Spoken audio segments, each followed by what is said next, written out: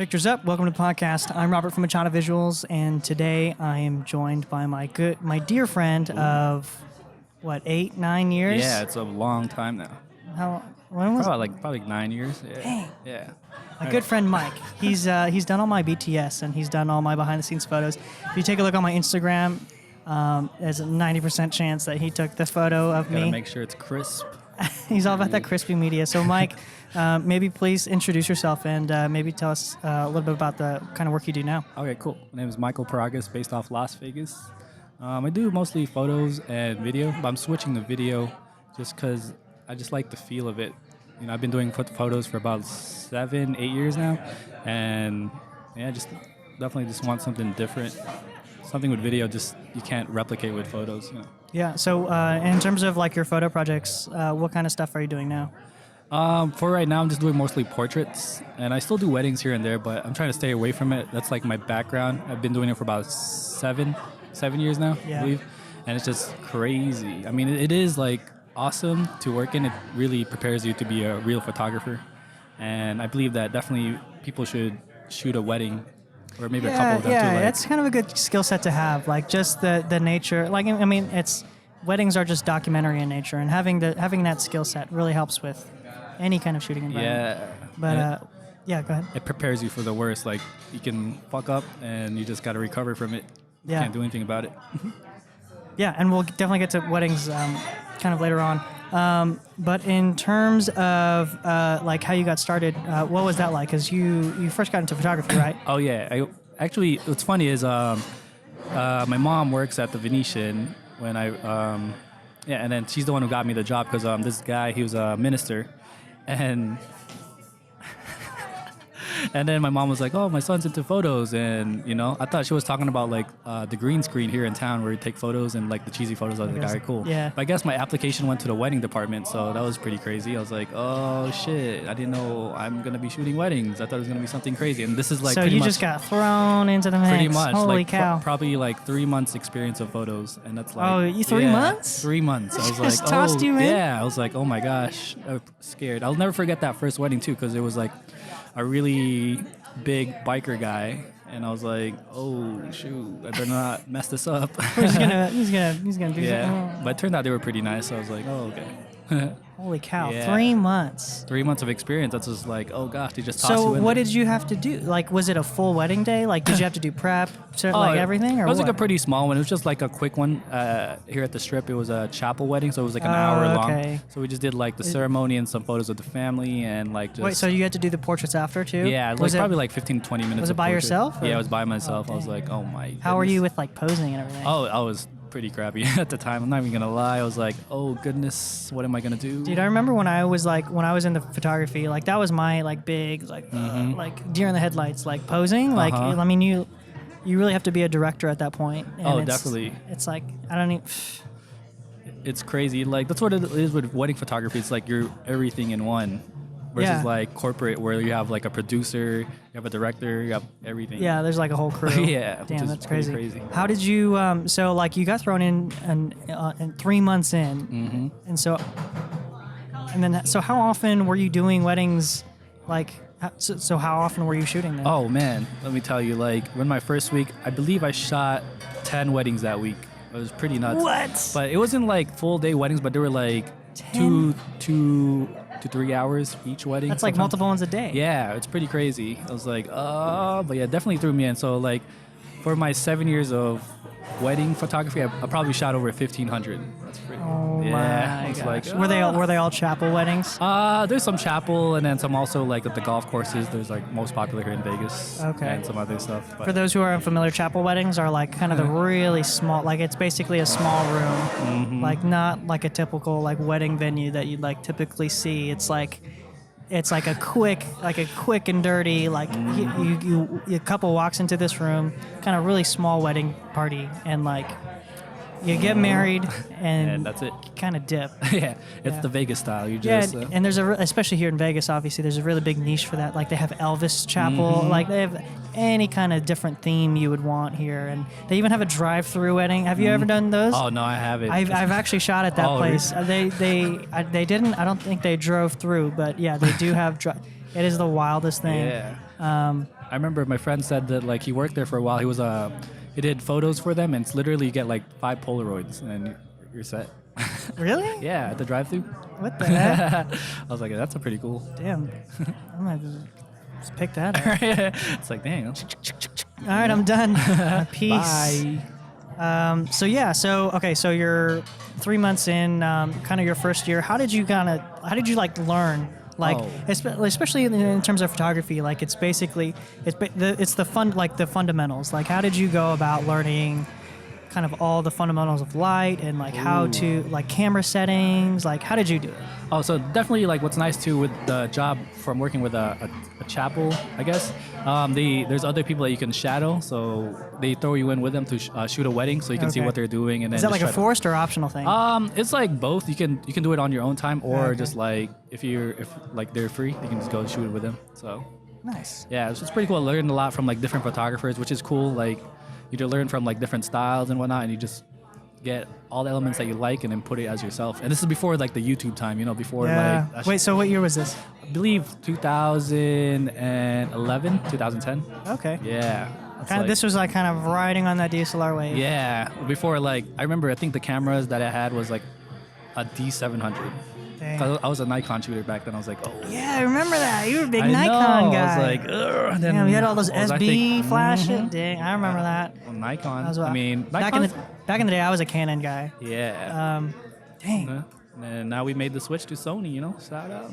Now it's all about Sony. Sony's been killing it. Yep. Straight up murdering. Yeah, Canon just came out with that, M50? Yeah. And like everyone is just crapping on that camera. Yeah. Because it's... They're just trying to catch up, but like it's not happening. I know they need the new product innovator because they're like way behind even with these new products. Well, they're trying to keep. Like, I mean, they have that. They came out with everyone's been talking about. Oh, the newest mirrorless that does 4K, but like it's not even like really good. It's just not. It's not there yet. I feel like they keep trying to innovate, but like Sony is just killing it. Man, in terms of quality. And also, some of you might have noticed there's a lot going on in this podcast. That is because we're on location at Sunrise Coffee. Yeah. It is a local coffee shop here that we obtained permission to film in. And so I really like this place. Kind of a neat vibe. But yeah, there is a lot going on. But that's kind of another one of the directions I'm trying to go with this podcast. I really like seeing different environments and places, so that kind of just adds to the diversity. So anyways, going back off, you mentioned that kind of shadowing people helps develop your style. What other factors contributed to like influencing style? Like was there anything else that like were there other specific photographers or anything else from that kind of really developed your style from now? For me, at least, like at those times, it was pretty much all the local photographers because like people didn't really have blogs yet. Yeah. It's like it wasn't a popular thing to have yet to have your work online. So yeah, everything was just local, and then get what they like from them, and then go on from there. Yeah, because I think especially right now, like now when I see your work now, you have a very like naturalistic style to me, and there's almost a filmic quality about it, but whenever I look at your photo, or like whenever I go to your website, and like people always ask me when they're looking for a shooter, hey, we need photos too, XYZ, and they ask me to do it. And I'm like, I don't do that. I always send them to Mike. Hey. And yeah, whenever I go on I always send them to your website. And whenever I go to your website, like your photos always like seem so like naturalistic and like. I like that. You got to get that clean look. Yeah. I mean, you see a lot of people right now doing those VSCO filters and the whatnot. VSCO M31. Yeah. What's your favorite VSCO filter? Oh man, it's got to be the portrait. It's a classic. I know everyone's on that shit, but it's a classic. Can't hate on it. But lately, I've been switching to Agfa Vista, I believe. That's a pretty good one too. Dang. Are you talking about Lightroom? Yeah, Lightroom. Presets. So is that how you mainly edit all your photos now? Pretty much. I just do Lightroom and then just edit out the ugly crap on Photoshop if it needs to. Nice. So walk me through, kind of going back to that photo company. Walk me through so you basically just got thrown in. Yeah, basically got thrown. I was surprised because it was, I think that week that we I started. It was like Valentine's Day, and that's why like they just need photographers at that point, and then just like shoot the wedding. Was this something you wanted to do, or yeah, I was actually looking for a photography job at the time too, which is like it worked out. But I didn't know it was gonna be weddings. You know what I'm saying? I thought it was gonna be a green screen, it's gonna be cool and chill. But so like you thought it was gonna be like green screens and stuff like that, but what, like ideally at that time, what would you have liked to have been? Oh yeah, probably portraits. Portraits are pretty cool. Portraits. Yeah, like how I have the whole studio and all that stuff, but definitely. 3 months in, do you think you would have known what to do? No, I did not. I was like, oh man. I mean, I guess that's what learn. It's the best way to learn is just throw yourself out there. Don't be scared to fail.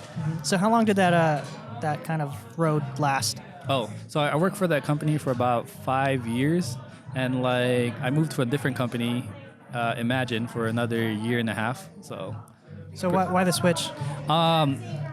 Actually, just like the people were better, in my opinion. It was just more like a smaller company versus like a big company, so they care about their employees a little bit more. Nice. Yeah. So what?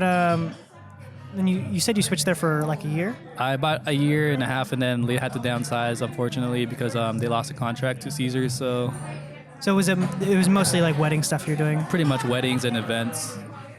Anything else?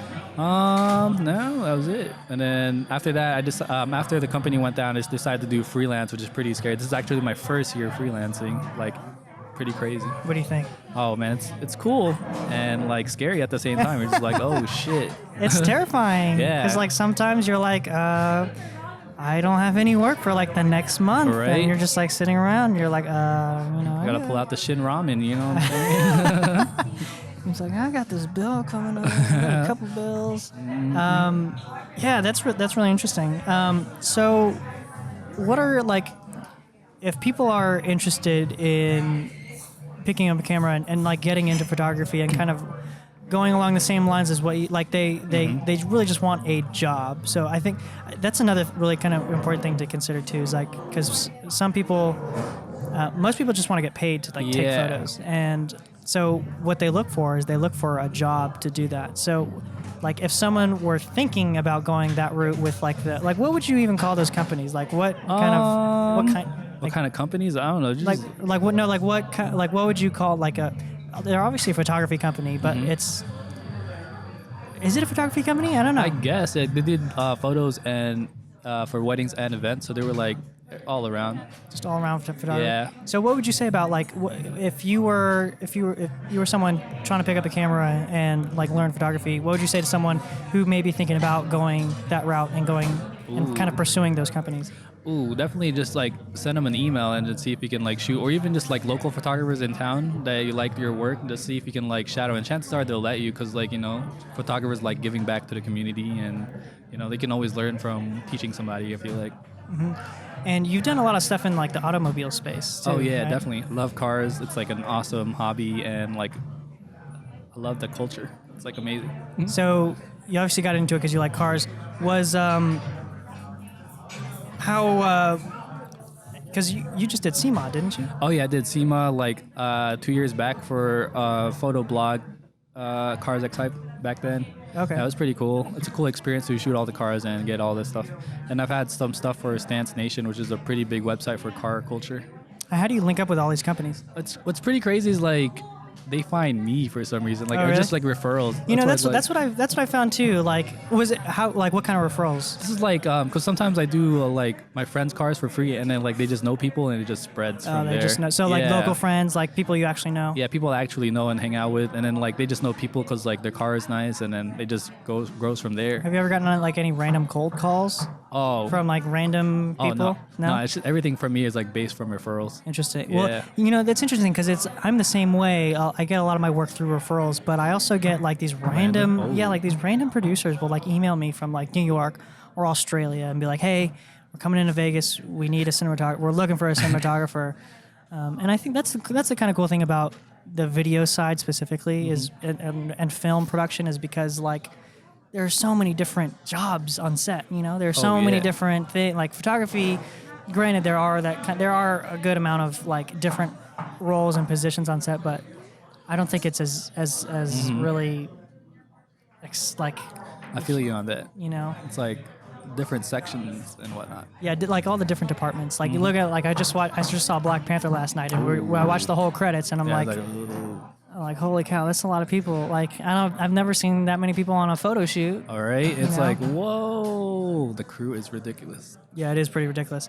But yeah, I'll get all these random emails from producers who are coming in, and I think a lot of it attributes to my website, because I think they'll just Google like they'll Google Las Vegas cinematographer or something like that, and then I think I'm ranked third or fourth on the first page, so that definitely helps. Shout out Google Analytics. I know. Shout out SEO. What's up, Squarespace? Sponsor me, please. This episode is brought to you now. But for real, Squarespace, hit me up. Yeah, so I think that's really interesting. And I talked with one of the Australian producers that I know, who hired me up for a job, and I was like, so, you came from Australia. What the heck? How did you find, like, I got a random email from you. How did you, and I asked her, and she was like, well, one, you came up on the first page. Like, she was looking on all the pages. So it's not like she just saw me on the first page, but she looked on all the pages. But I was very highly ranked on the first page. 2, I had a really nice website. She said it was like really clean and like well designed and easy to navigate.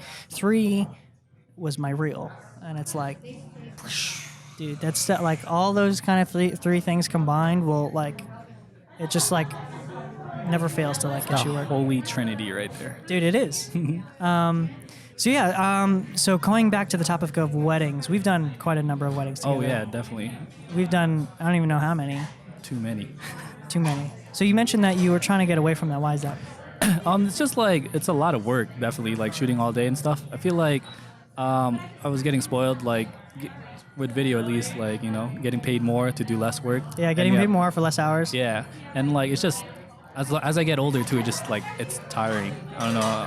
Like for the younger cats, you know what I'm saying? Like shooting a wedding all day, it wasn't tiring for me, but I mean, as I'm getting older, I'm like, oh my gosh, it's putting a wear on my body. I know. Especially having your gear on, you 2 cameras. There's long hours too, and it's not like you get much of a break too. I mean, you get to eat maybe. Yeah, maybe. But for like 30 minutes, yeah. If they give you a hot plate of food, but other than that, like. It's crazy. Dude, it's nuts. Like, you're working all day, and if you're getting prep stuff. And that's why a lot of people kind of, you'll notice a lot of wedding photographers, videographers, they'll, like, on their website, for wedding pricing, they'll, like, include only a set number of hours. Mm-hmm. At least for me, the way I kind of do it is I almost kind of upcharge for weddings. Because, one, I'm not too fond of doing weddings, which is why I charge a lot. But 2, I don't really set a time constraint, like in terms of how many hours you get, because sometimes some of the best moments to capture are not within that window. Mm-hmm. So so we've done a lot of weddings together. We work really well together, especially because like a lot of the weddings that I'll do solo, and when I say work together, I mean that like I'm doing video and Mike is doing photo. Mm-hmm. So they're separate jobs. And a lot of times brides will come up to me like, hey, do you do photo too? No, I don't. Here's Mike. We've worked together, blah, blah, blah, blah. And then so we'll be on this wedding together. And we have a really good work dynamic, and I think a lot of it's because we don't get in each other's way. Yeah, oh my God, that's like a big thing too, like doing photos and under the different video guy, it just sucks because like they want to get the shot and I want to get the shot, and they just, it won't happen. Yeah, it's ridiculous because like I've done plenty of solo. The majority of the weddings, I don't do a lot of weddings, but the majority of weddings I do are solo weddings, and like you said, like the photographer wants to get the shot, and like 9 times out of 10, the photographer has no sense of like boundaries or like no sense of space, like just the generic space around them, and they're like they like I could be getting a shot and they don't have any care in the world, and then they just step right in front of my shot, and they just ruin the moment right there. It's so frustrating. It's so frustrating. So how do you, are there any tips that you have to like maybe get around that?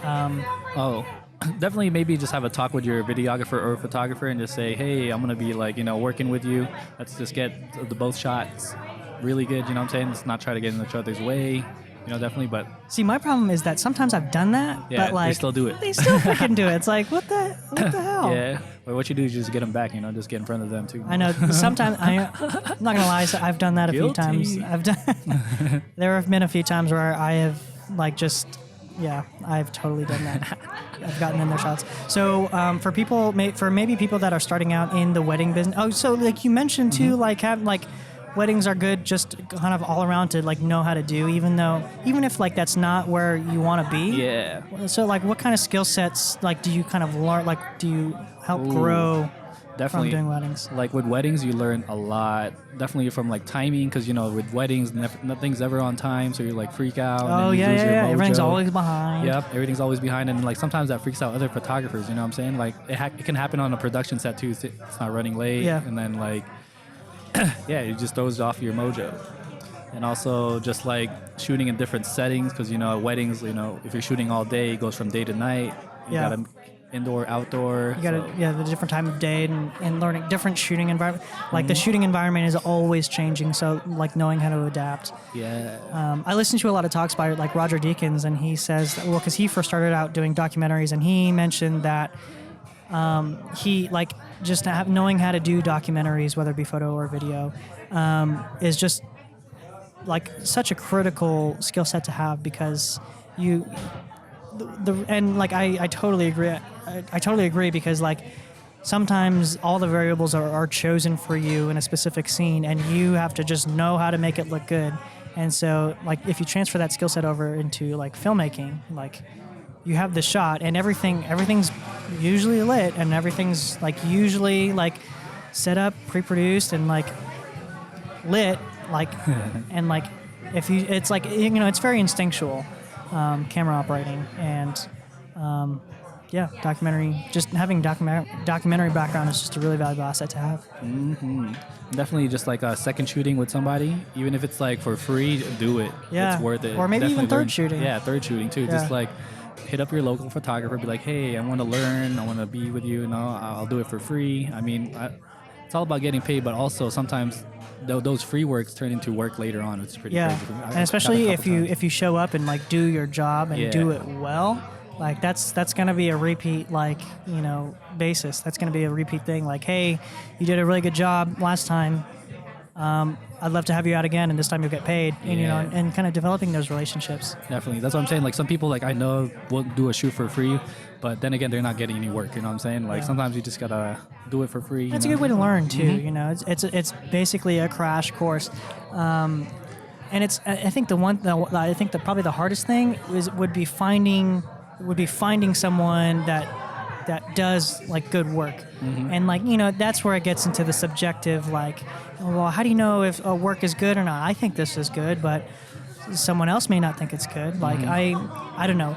Maybe I'm just really picky. Like I think 90% of all the wedding videos I see are like, it's okay. It's like it's fine. Yeah. They just paid $10,000 for it, but it's fine. Dude, not even that. But that is the perfect segue for what I was going to talk about next, and that is how do you go about pricing your, like when you're first starting out. Oh yeah. How do you go about pricing your work and like knowing your worth and value? Definitely just stick to your worth and value, because like you might think it might be too much, but if you think about it as a photographer or a videographer, you're doing everything for yourself. You bought the camera, you're paying for your website, your internet, and all that. You're doing all these jobs. It's not just a photographer. You know what I'm saying? You're doing your own marketing. So it definitely just charge what you think you're worth. Yeah. Don't downplay it. Don't be afraid to like turn down work because it's cheap. How much did you, well, you got caught up in the company. So like what did the company pay you first? Oh my gosh, let me tell you. So the company first paid me, we call it $10 an hour. And that was shitty. As a photographer, it's like, you know how much photographers make? They make over like 100, 150 or whatever per hour. But I got $10 an hour. I was like, oh shit. But at the time, did you think that was good or bad? Yeah, at the time it was good, because at the time you're like, wow, that's great. I have a job. I was a young cat back then. Wow. It's like, how old were you? I believe when I started the job, I was like 18 or 19. Dang. I was like, oh, that's $10 an hour. All right. Dang. And what's funny, after that, I was like, a year after, I asked for a raise. I got a $2 raise. I was like, all right, that's cool. And then after that, no raises after working like 5 years in that company. Dang. And then so you hopped over to Imagine. What did they give you? Yeah, they gave me about 16 an hour. It's still pretty good, but like, that's significant. what's nice is they have very good bonuses, which like helped Okay. out a lot. What kind of like? How do you get a bonus? I think if you sell like this, it's like Because you have to sell stuff. So talk about that. You need to talk so about what's that. also too like as a photographer with weddings as well too. That's another way to make money is like selling your CD with photos in it. It's crazy how much those sell for. Like working at those companies made me realize how much your work is worth. Yeah. Like even though I got paid $10 an hour, but think about it, they sold the CD for like $1,200, and that's only like less than 100 But you had photos. to do the selling. I didn't have to do the selling. you They didn't had have to another person doing the selling. Okay, so that's a different department. Yeah, it's a different department. But if you think about it, like if you don't have good work, then how is it gonna So sell? what was the process when you were with Imagine? Like, so obviously you had to shoot the wedding. You had to edit them too. Oh yeah, so you have to shoot the wedding and then edit them, do like the basic corrections, and then set them off to the salesperson to sell the next day. Okay. And is it a specific number that you have to hit, or how does that work? I usually have my own specific settings. Like I try to average between 75 to 100 shots per like hour, but sometimes less because sometimes there's like really nothing going on. Depends if they have family and whatnot. Gotcha. So going back to the whole pricing thing, do you think people should go kind of the hourly route or flat rate or day rate? What do you think? I think they should go like the flat rate, in my opinion. I feel like that's like, with the hour too, like when I do portraits or anything, like I just usually say it's like around like 30 minutes to an hour, but sometimes it might be longer because, we might not get the shot, you know what I'm saying? Like if you're not busy in the afternoon, might as well take your time and do something, learn from it. Yeah, usually, sometimes I'll do flat rate. Sometimes it's kind of a mixture. So sometimes I'll come up with an hourly rate for myself, and then I'll add that. And then one thing you have to always also keep in mind is that like you're using your camera, which should be a camera rental. So, and usually I do like about 3-4% of the price of the camera and whatever gear I'm using, and then I'll add that to the cost. And then, trip expenses. Does it cost anything for parking, for gas? Are you driving to LA? Like, are you have to get a hotel? So all these kind of costs and expenses kind of really add up. So I think a good starting point would be to come up with a solid hourly rate. Yeah. That could be $20 an hour. Like, and do whatever you think you're worth. Yeah. I think when I was starting out, I think I probably did probably 50 an hour or something like that. Which really isn't bad. But come up with a fixed hourly rate, and then figure out how long you'll be shooting. How long do they want you to shoot? Or if you want a hard cutoff, like what we were kind of talking about earlier, because weddings are tiring. You're working all day, not minimal breaks. It's just constantly going. So figure out how many hours you'll be shooting, and then calculate that out, and then you'll have a solid, Rate. Yeah. Do you have any other thoughts on that? Yeah, definitely. Like my main thing is to charge what you're worth. You know what I'm saying? Like I said, and also don't be afraid to work for free. I mean, it's contradicting, but it definitely helps. It's definitely, especially when you're starting out. That's a thing. It's crazy. I think for the one of the first things I got paid for, I was in high school. I think I was 17. Yeah, I think I was 17 years old. Dang. I got paid for a quinceañera. Oh. And I got paid $300. I think I just threw a number out. Yeah. I wasn't really sure. I Like, was like $300, and I got paid $300. Like, oh my god! 17-year-old you was like, yeah. I was like, holy cow! I think I bought like a gaming headset or something. It's good, especially when you're in high school or you're really young. You're not even in your 20s. Any kind of money is a lot. It's inconceivable, and it's really valuable to you. It's wow. I just made $300 for making a video. Whoa. That's cool. And then you start thinking, okay, this is kind of, if I did this more often, and it turns out it was I think it was a 4-minute. I only did a 4-minute kind of highlight thing. Hey, that's a lot. That's a long time if you do it now. Most highlights are 2 minutes now. Yeah. Well, no. The thing is that I did this video and I sent it to them, and they were calling me back. They were like, hey, so we only got the 3-minute video. Is there a longer one? And I was like, no, that was kind of it. And but these people kept calling me, and I was just so scared. I was just I was like a turtle in its shell.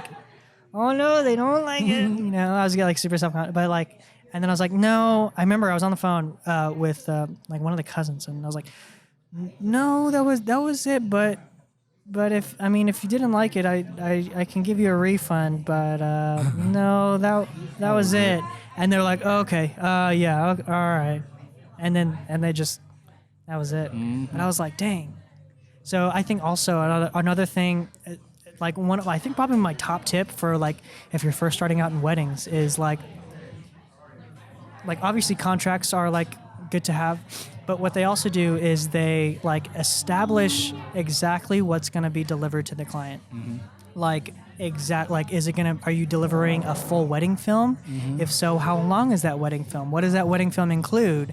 Are you delivering a wedding film and highlights? Are you delivering a documentary edit? Like what kind of edit? And also that's another thing I didn't even talk about with pricing. When you're first starting out and you're kind of pricing out how much to charge, you got to think about editing. So I also have my own editing rate. So I'll think to myself, okay, it's going to take me this amount of hours to edit a documentary film, a highlight film, a wedding film, whatever. And so I'll think about that. And then depending on when you want to be paid, I'll think about that in advance and then kind of budget all that out, put in the contract, and then get paid the day of the wedding. Or you can get paid, when you deliver. So, like, I know don't you have deposits? Don't you request deposits? Yeah, usually I do a deposit beforehand, like half the price on the deposit, and then the upon rest signing? Yeah, upon signing, and then after the wedding, I usually try to get like right there, and then I'll deliver it within 2 weeks. Within 2 weeks? Yeah, within 2 weeks. That's because, I'll finish it within a week, but I just say just in case something happens, pops up or anything. Also, another kind of good tip I have is, man, I got so many tips. We've been in the game for too long. Another tip that I have is that another good kind of practice to do when you're starting out is to first, you can request however much deposit, 10%, 20%, 50%. Request however much you want so that they guarantee you. But the final amount, maybe try to get that when you deliver, when you actually deliver the film, because there have been projects where I've just procrastinated and I've just sat on them, and then they call me up with like, they're kind of threatening, like, hey, what the heck, we've been waiting X, blah blah blah blah, and I'm like, I'm busy, and like, granted I was busy, but at the same time, like, I should have frickin' just done it, So that's and also like it's been paid for in full, so like there's really no excuse. So that's kind of a really good kind of practice to help keep you on top of things and kind of just keep the ball rolling, because if you get paid, then you're like, okay, cool, awesome. Oh yeah, definitely not motivate you to edit. So I'm like, oh, I need to finish and get paid. Yeah, I need to. Yeah, exactly. So sometimes I won't even request a deposit. Sometimes I'll, which is sometimes I'll do that for friends mostly, but sometimes I don't even request a deposit. So that way, and then if I don't even and I only get paid when I deliver the thing. So it's like, okay, now it's hustle time, because I want this money. Yeah. Like, I need this money for bills, XYZ. Yeah. And so, yeah. So rolling off of that point, how do you know when to start charging more? Like, how do you know when you've reached a certain level, and how do you know when to start charging more? Definitely just see how you're doing with your clients. If your clients are paying you the amount that you want and you're getting more of it and you think you're improving your work, you definitely see, like, every year I always look at my work and I'm like, oh, am I doing good? Do you ever compare with other people, or how do you? Yeah, that too. I try to compare other people's rates and see how they're doing it and stuff like that. But definitely, like, charge what you're worth. Yeah, it's tough. I know the reason that I started charging more is because I kind of got busy with other like actual production jobs, and I'm honestly not really too fond of weddings, because like we said earlier, they're long days. You're working all day, but also, especially when you're doing video. Oh, definitely. Yeah, that's more tiring. Like, photos is one thing, but video, like. Oh shoot. You're not worried about just a picture. You're worried about 24 pictures in 1 second. So it's not like you can just snap a picture and just kind of like stand there. Like, you have to be on you literally have to be on your times 24. And so and with that, video gear is a lot more heavy than photo gear. Yeah. Sometimes when I shoot with Rob, he carries like 10 bags and I carry just one. That's why I got my cart. Sponsored, Innovative. Please send me. Shout out Innovative. Shout out to Innovative. Yeah. So that's one of the actually some of you, for those who don't know, Innovative is they're kind of a premium production cart to kind of they fold up and you can store them in like your car back seat, whatever, and you can fly. I've flown with mine a few times, but the reason they're really expensive, and the main reason I bought mine is because all my crap is so heavy. Oh, definitely. It's like you're investing in your health if you think about it. Because like with photography, videography, like you carry a lot of stuff and like you won't feel it now, but when you're older, you're going to feel it. Yeah, it's definitely a long-term investment, you know. I'm thinking long-term. Like because like anyone that I've shot with, like weddings with, will know, like I bring a lot of frickin' stuff. Like I bring a lot of stuff. And you know, it's not like because I'm trying to bring a lot of stuff. It's just I've gone to, because I've started upgrading my gear because I do a lot of production work, and like you start needing all these kinds of things for production work, and like so I've invested so much into all this stuff. It's like I don't really want to have to downgrade into like something lighter. I don't want to have to reinvest in another DSLR or like another camera system, newer lens. Like I don't want to have to like. Might as well just use the good stuff that I have. Definitely. So, and it's to the point where like my camera body, like because I shoot on the FS7, and it's to the point where that takes up one bag. Like usually with photo, like you can stuff your lenses in, stuff your camera in, stuff whatever the heck your laptop in. Yeah, if you're like me, I just shoot with a 50 and maybe bring a 24/7 just in case. That is insane. I can't even fathom that. That's insane. I mainly shoot with the 52, but like my lenses, all my lenses are in another roller. I have another Pelican dedicated to just audio. Like, and that's the other thing too. Like when you're figuring out if you're doing video for weddings, like you have to have a kind of a basic sense of how to roll audio. Oh, definitely. That's like one of the important things. Like audio, good audio. Don't forget about that. It's equally, if not more important than video. And like a lot of people lose sight of that. And so. You know, I have a whole Pelican case dedicated to. I have a baby crying in the background. I have a field recorder. I have lav mics. Literally any kind of cable I might need for a DJ to hook up into patch into a DJ sound. Like, you know, I have a whole case for that. You know, if I'm bringing my drone, that's another small bag. Usually I will. Sometimes I'll bring my smaller camera for a B camera, for second angle. That's another bag. I have 10 bags. I'm not kidding. At least 2 tripods. You know, it's a lot of stuff. So, shout out to Innovative. Anyways, so back on the track of budget. What are your thoughts on when you see that like brides are charging, or they give more budget for photos as opposed to video? Like they give like. Yeah, we're spending like $3,000 on the photographer. We only have a budget of $500 for the video. Oh yeah, definitely. That's so crazy to me. I'm just like, if you think about it too, like the video, the photo does capture a lot as well. But if you think about it, if you look at a video, it'll give you more feels than photos, in my opinion, at least. Like seeing live action definitely like is more touching than photos. Yeah, it's a different medium. Yeah, I mean, don't get me wrong. I love the power of photography and like the emotional connect that you can get from the emotional connection you get from photos, but at the same time it's just not quite the same as video, because you know people spend 10 times more time consuming video content than they do a photo. Like a photo, most people will just look at it and be like, oh, that's nice, I love this photo, this is a great photo. But like video, you have to be completely like you have to completely consume, like it consumes you, you know? Yeah, I honestly think it's like not fair too, like that photo people get paid more than video, because like definitely like in the wedding field at least, like they're like, oh, we don't need a photo, we just need like a basic one. But yeah. It's like, you know, and the thing is, it requires a completely different skill set, photo from video. And like a lot of people don't kind of get that, and they don't realize that. And that's why I get kind of frustrated when I see photographers like on websites. They'll be like, yeah, and we do video. It's like whenever you see that someone does, I do photo and video, usually one is not going to be as good as the other. And that's why, because I first got started in photography, and that's why I let go of photography, because I wanted to specialize in video. Yeah. I'd rather Than both. Yeah, I'd rather specialize and be like great at one thing rather than be like mediocre at both. But yeah, it requires two completely different skill sets. And it's just it's a different medium. And at the end of the day, it's a personal thing. I found this really good quote online. It says you can have a $20,000 wedding and hire a $500 videographer, and it will look like a $500 wedding. Or you can have a $4,000 wedding and hire a $4,000 videographer, and your wedding will look like a $20,000 wedding. Ooh, that's a good one. And I was like, dang. It's true. That's pretty deep. That's pretty crazy.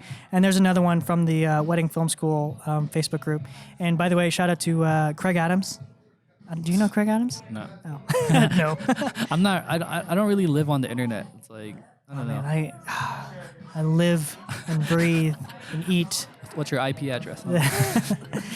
No, but so Craig Adams, he founded Wedding Film School on YouTube. He doesn't do weddings anymore, but back in the day, a number of years ago, he made informational content educational content on how to shoot weddings, and especially or towards video. And that was kind of the cool thing, because not a lot of people, no one was doing the kind of stuff he was doing, and he posts behind the scenes, and they're like, it's like the cinema verite, like long form, just sit there and watch the process. And that's one thing I really like. But there's a Facebook group called Wedding Film School, and people post their tips and tricks on weddings, what they do. It's more geared for video, but they'll post people will share their work and stuff like that. And I found this really good quote on there. I'll read it now. It says, it's been said before, but here's just a quick reminder. If you're anywhere close to being a decent wedding filmmaker, giving away all of your work for $2,000 to $3,000 is doing a disservice to yourself and the industry you represent. You are a multi-talented individual who has spent countless hours researching and honing your craft. You shoot, handling multiple cameras at once, agonizing over the most creative angles, record and mix audio, organize and cut gigs upon gigs of footage, color correct and grade, create websites, packages, and promote yourself. We've had multiple graduates from well-known film schools who can't handle the pressure of what you can do and quit after one wedding. Get paid what you deserve for the work you do and raise awareness to how much actually goes into a wedding film. You got this. You're worth it. And I was like, dang. That's a good one. That's pretty cool, because a lot of people, I don't really know, I know maybe a handful of people that from film school that, do weddings, but it's like, it's just a lot of pressure, You only get one shot. Yeah, you don't get another try. And that's the cool thing about, that's why we said having a documentary background is really beneficial, is because imagine if you're on a film set and you only have one shot to get this, maybe there's an explosion, maybe there's special effects. You only have one shot to get this shot.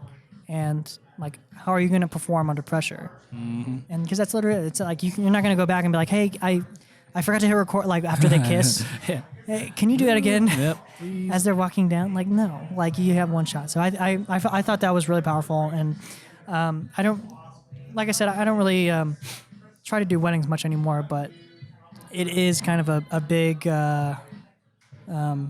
way to help yourself kind of learn and grow. That's a good learning curve. So yeah, that's kind of some hopefully helpful tips on how to kind of price yourself as you start out. Oh yeah. So I want to talk about kind of moving on, kind of more recently, the stuff that we've done for Hypebeast. Oh yeah, that's pretty cool. How was that? Oh, it was awesome, man. Shout out to Hypebeast. I love the blog. You know what I'm saying? Yeah, that was crazy. I think that was actually Francis. Oh yeah, Francis hooked me up with it. Yeah. One of our kind of mutual friends. He hooked it up. He was like, hey, man, I didn't really know this guy. I think we just followed each other on Instagram.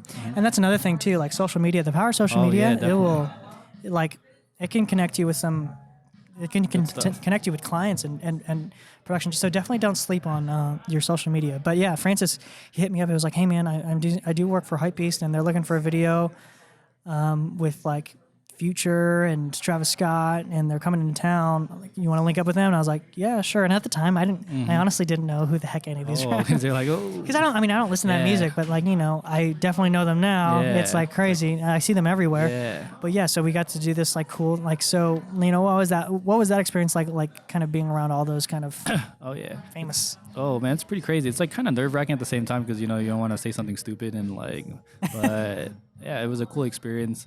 I met some cool people. I mean, there's some people too that weren't as cool as I thought they would be, but I guess that's what it is with the fame, Yeah, who's your favorite? Oh, my favorite? I think the best one was T.I. He was a pretty friendly guy. T.I., really? Yeah, he was pretty good. And when he was able to chop it up with us and like give his time. Oh, dude, that's cool. Yeah. I wasn't on that one. Yeah, I think that was with Jeremy. Yeah, Jeremy did that one. Yeah, I was like, he was a cool guy. Like, That's awesome. I think my favorite was G-Eazy. oh yeah, he was pretty cool too. Yeah, G-Eazy. He was the only one that showed up early. Yeah, on time. Not even on time. It was early. All the other was T.I. on time. Or was I he think late? he was like a little bit late, but not like But he was rapper late. late. Yeah. Not rapper late. Yeah, rapper late's like an hour Dude, later. it's great because we did that one with. Were you there with Travis Scott or no? I wasn't there for Oh Travis man, Scott. so Travis Scott, this Yeah. dude was like 2 hours late. We were sitting there in this hotel room, like waiting to shoot this interview, and dude, the dude's like 2 hours late. I was like, gosh, yeah, dang rapper it. time. Dude, and one I had to mic the dude up, and the dude straight smelled up like weed, and it was like, it's like, really, you had to be 2 hours late so you can smoke weed. Anyways, and with that, you got additional work with Hypebeast, right? Oh yeah, definitely. I was able to shoot Agenda with them, and yeah, it was pretty cool. It's so crazy though, like the power of Hypebeast. Like literally, you tell them that you're for Hypebeast, and they're like, "Oh," you see a smile on their face. They're like, It's like, "Oh, we're gonna be on this website." Whoa. Dang, that's kind of cool. But yeah, so I'll link to that video series that we did with Hypebeast in the show notes or in the video description. But yeah, basically the series that we did was basically profiling, all these rappers and their performances at a local nightclub here in town. I mean, it was pretty cool. It was fun. It was a cool experience. What's it like shooting in a nightclub? Oh, it's pretty crazy. It's hectic. A lot of people, drunk people. It's like So the worst. many It's people. crazy.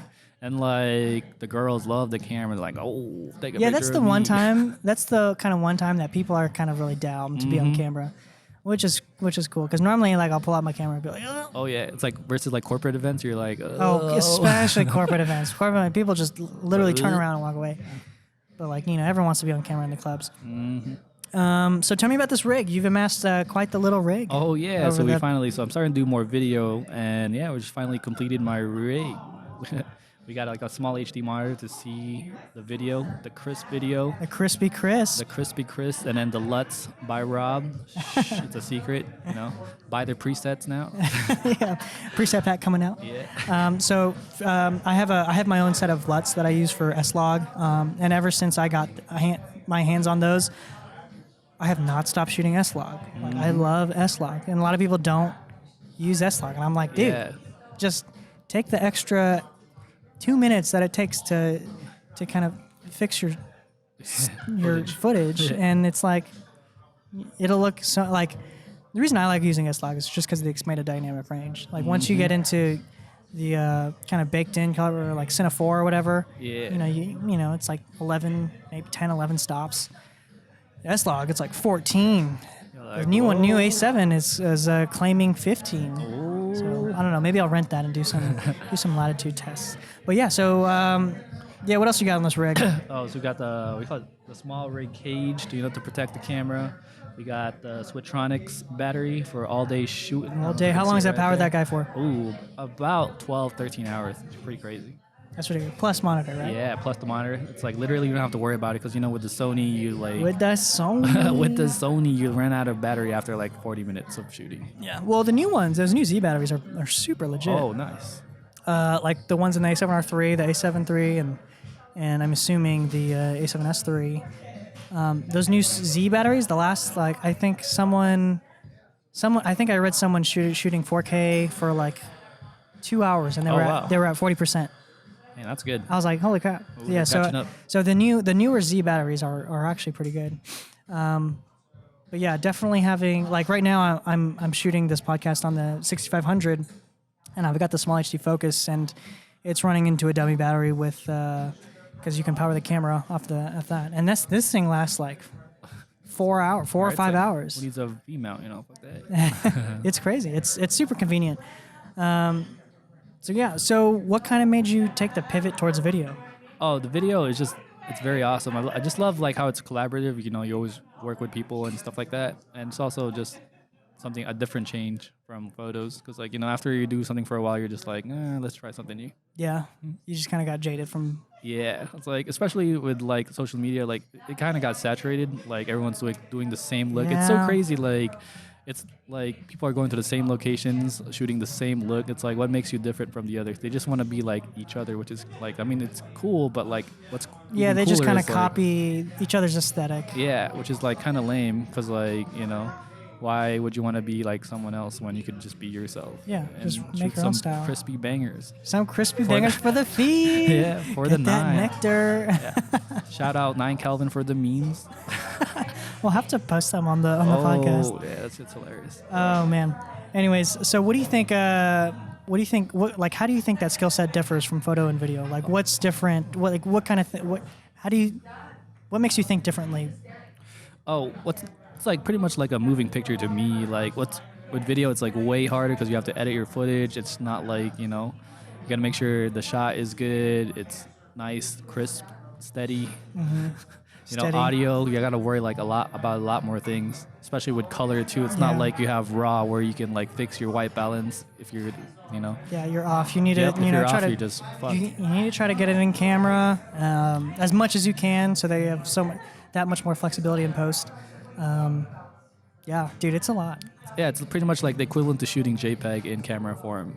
Like, you can't do shit. Yeah, just think about it. I mean, you're recording 24 or however 60, whatever frame rate you are, times a second. It's a lot. And you have to think about, that's one thing too, like movement. Mm-hmm. The dynamic of movement is so, like, you don't even have that with, I mean, you do if you want to like decrease your shutter speed and photos, or whatever, but,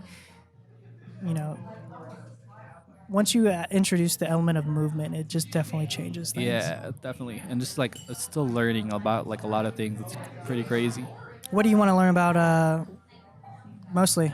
Just I got to work on my lighting a little bit more, because like, a lot of stuff that I do is just pretty much just reflector or, like natural bounce. Yeah, natural bounce and all that. So I'm just like, definitely more lighting, and then how to like better audio. Better audio. Yeah. Better audio. So what kind of stuff are you looking to get into in the future? Like what ideally?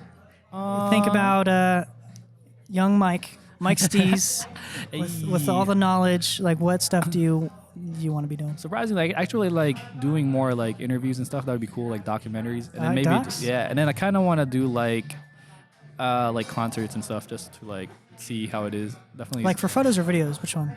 For video, to challenge myself, because like. Video. Yeah, because like with photos, I think I'd like do a decent job because you already know what I'm doing. But like with video, it's kind of scary because like, fuck, what am I gonna do? Yeah. Yeah, I'm still new to it, so I'm just like, yeah. Help me.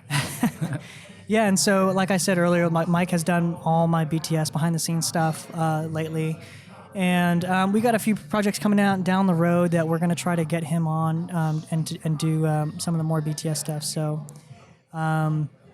Yeah, do you have any kind of like long-term goals in the near or far future? Well, one of them is like, it's kind of funny. Like, I just want to be on a movie in the credit. You know what I'm saying? Like, I just want to be one of the names there. Movie like, credits? Yeah. Like doing what? Just anything? Just anything. Like an assistant or assistant. the what do you call it? The glass cleaner. The actor, the guy in the coffee shop in the background. Extra, yeah, be an extra. It's like, well, just once. That'd be a long lifetime. Door holder. Yeah. It's like, oh, there he goes. I just want to point out, I'm here. I made it. That's my name. But yeah, I know you're trying to save up for an FS5. Yeah. Yeah, go ahead. Yeah, I'm trying to save up for FS5 because like I like that built-in ND and then just more features with the video. I mean, the A7R is good camera for what I'm doing, but it's always nice to have like a little bit more extra on it. Yeah, I mean it's a dedicated video camera. I actually really want an A7R3. I really want one, but it's like I already have a A6500 and it already does what I need. So I'm like, I don't really need to spend the extra $3,000 to get one. but it is really nice. Sony, please. I know, Sony. If you wanna sponsor, I'd be more than down. Yeah, you know what's weird? I've been watching. Like, have you seen any of the A7 III videos that people have done? I haven't yet. So like, yeah, they sent out all these like tech reviewers, and they sent them all out to obviously unveil the A7 III. Yeah. But it's like, I don't know if you think about it, and maybe this is just me, and maybe you guys can let me know in the comments.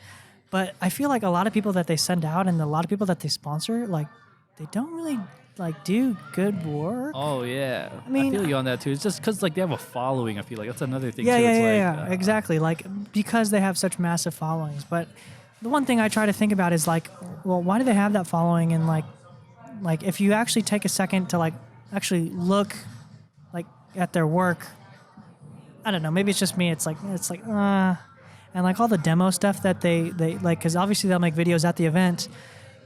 And they'll include the pictures, they'll include the video that they took, and I'm like, does this really like show? And obviously, like, granted, they're only able to spend, you know, a couple hours with the camera probably. Yeah. And so, but like, is this really the full capability that this camera is able to, you know, produce?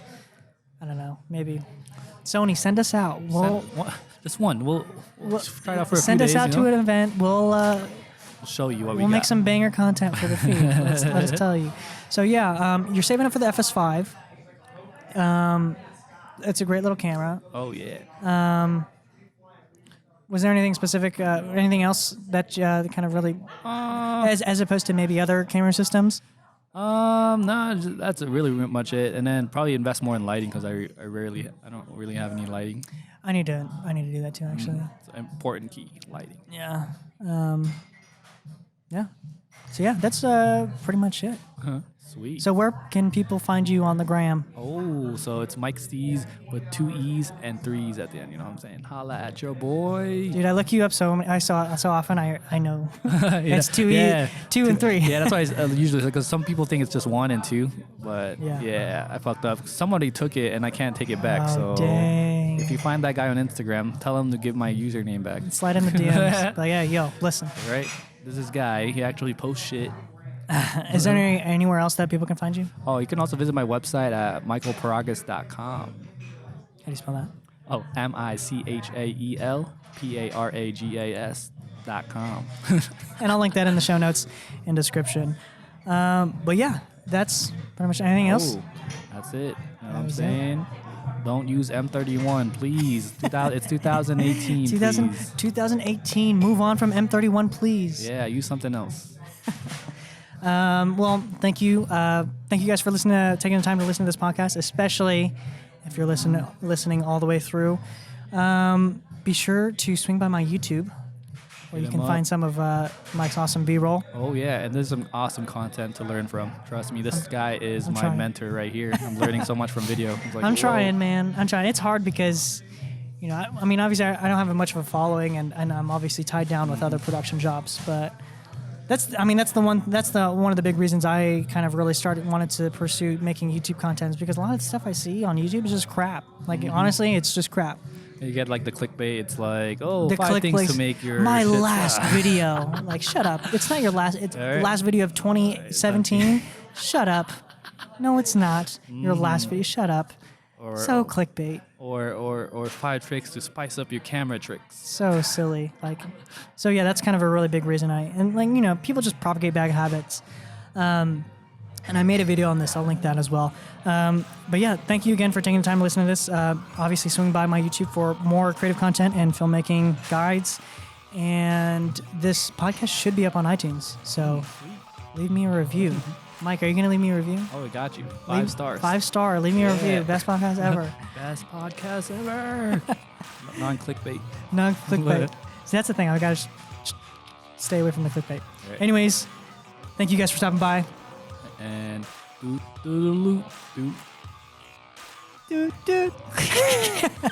We'll see you in the next one.